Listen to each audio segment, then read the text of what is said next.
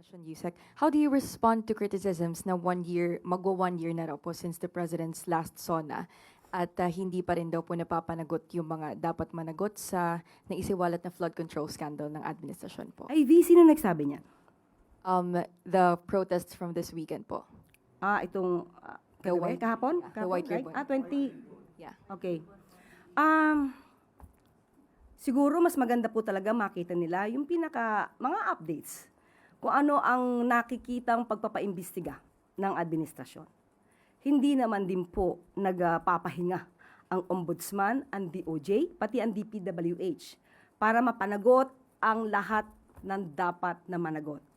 Meron na po na nasampahan na kaso.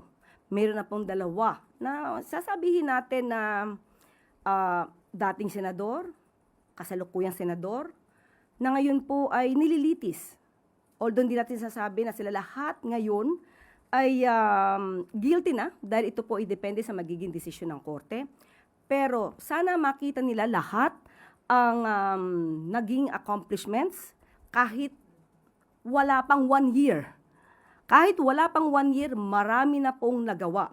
Nagkaroon na rin po ng freeze ng assets ng mga sinasabi nating maaaring sangkot sa flood control mess. So sana po ay makita nila ito at wag na masabihing walang ginagawa ang gobyerno dahil wala pa 1 taon pero marami na po ang nagawa kung ikukumpara sa mga nakaraang administrasyon.